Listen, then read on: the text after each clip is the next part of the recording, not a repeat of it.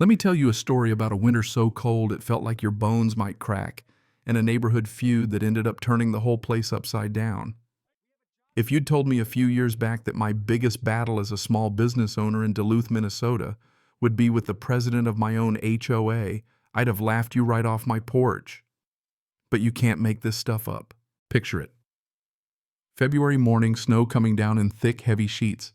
And there's my brand new Chevy Silverado in the driveway, plow attachment glinting under the porch light. I'm on a tight schedule, 45 minutes to get across town before the city turns into one big snowdrift. I'm watching through the kitchen window, mug of coffee in hand, when I see Brenda Whitmore, HOA president, local menace, and in her mind the last line of defense against neighborhood decline, snapping photos of my truck like she's gathering evidence for a murder trial. You've never met a person so dedicated to the cause of HOA justice. Brenda was standing there, arms crossed, SUV blocking my drive coat, probably worth more than my mortgage payment. Lips pursed in a way that made you feel like you'd already lost the argument.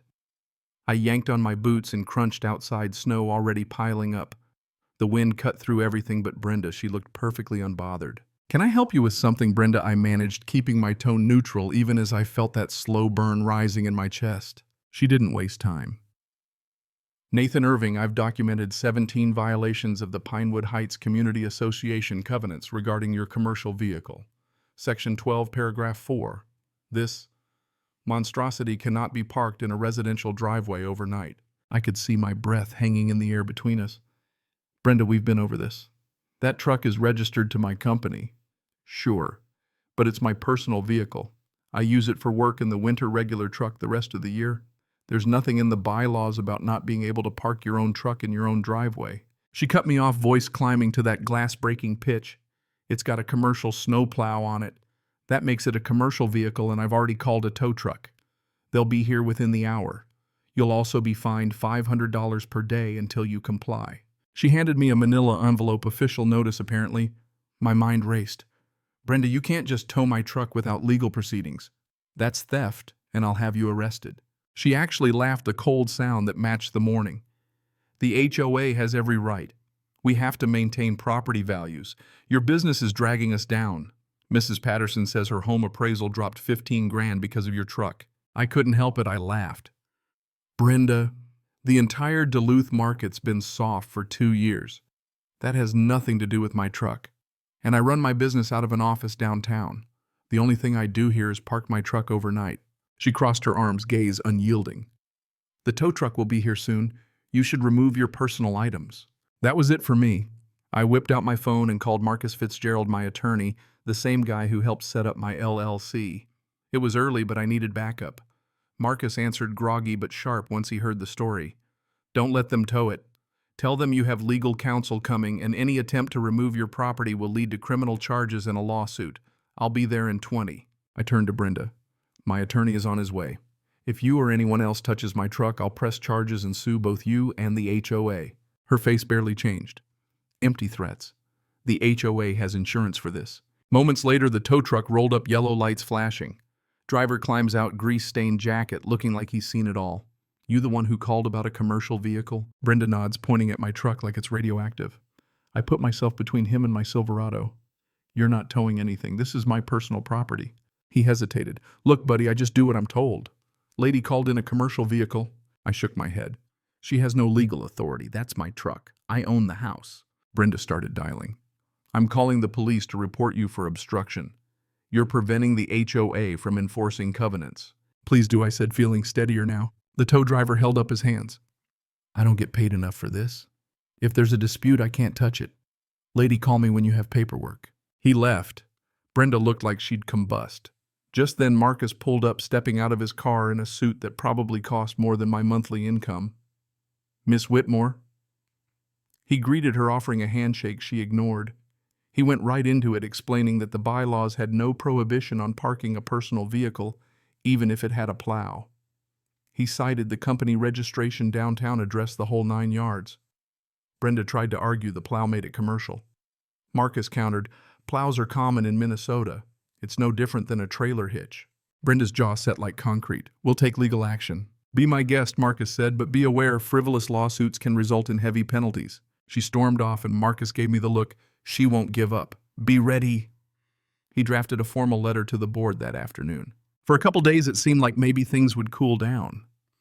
But then I came home to orange cones blocking my drive, a hand-painted no commercial vehicles sign in my lawn, and Brenda watching me through her curtains. The next morning, there's a boot on my truck, yellow tag property of Pinewood Heights HOA. That was the last straw. I called Marcus at 6 in the morning, told him they'd booted my truck. He was furious. Don't touch the boot. I'm calling the police right now and filing for a restraining order. True to his word, Officer Chen from Duluth PD showed up in half an hour, cut the boot, tagged it as evidence, and told me to press charges. He warned me these HOA situations, they can get ugly. People get obsessed, he said. Don't let it escalate. But escalate it did. 2 days later, I got a certified letter from the HOA, $15,000 assessment for road damage from my truck. Marcus practically laughed when I called him. That's not legal. Do not pay. I'll handle it. We pushed forward filing for a restraining order. The weekend before the hearing, a blizzard hit. I worked through it 40 hours straight, almost only to come home and find my lawn and the lawns of neighbors who'd supported me torn up by tire tracks. My neighbor, Mr. Patterson, had security footage. Next morning, Detective Williams called clear video of Brenda's white Lexus driving across our properties at midnight. In court, Marcus laid out our case: the harassment, the illegal boot, the bogus fine, and now the vandalism. The HOA's lawyer tried to argue I was running a business from home, but the judge saw right through it. She read the bylaws, looked at the evidence, and didn't mince words. She granted the restraining order, ordered the assessment rescinded, and warned the board, violate this and you'll be held in contempt. Then out of nowhere, the judge turned to the HOA's lawyer. Are you aware your client is under investigation for vandalism? Brenda had been arrested that morning, caught on tape. That courtroom was so quiet you could hear the snow outside. Brenda was removed as HOA president, the assessment rescinded, and the interim president, Harold Chen, actually apologized for everything. But Brenda didn't stop. Mailbox smashed, her lurking late at night, still towing the line. The final straw came in March. I got a call she'd hired someone to tow my truck. I raced home to find half the neighborhood outside Brenda screaming, some poor mover backing away fast. Police showed up, arrested her for violating the restraining order and assault when she swung at Detective Williams. The jury didn't take long, guilty on all counts. Brenda got 90 days in jail, probation, fines, and restitution. Afterward, things started changing. The board clarified the bylaws. If you own the truck, you can park it. My business grew. Strangely, I got new clients, folks who respected someone willing to stand up for what's right. 6 months later, Brenda's daughter showed up on my doorstep to apologize. She said her mother had been unraveling since her father died. Being HOA president gave her a sense of control. She was getting help now, trying to put things right. I appreciated the honesty. A while after that, I found a note on my door from Brenda herself. She'd done her time, moved away, said she was sorry. I didn't know how to feel, mostly just relieved it was over. Looking back, I realize how fast a simple argument can explode when people refuse to listen to the law, to reason, or even just to each other. The moral of the story: sometimes you've got to stand firm and let the law protect you. But it's also a reminder that folks have private struggles we may never know. Brenda tried to control everything because her life felt out of control. That doesn't excuse what she did, but it does explain it at least a little. Today, Irving Snow Services is thriving. I still park my Silverado in the driveway every night, plow attachment gleaming, no one saying a word. The HOA is run by people who care about actual problems, not picking fights. Brenda.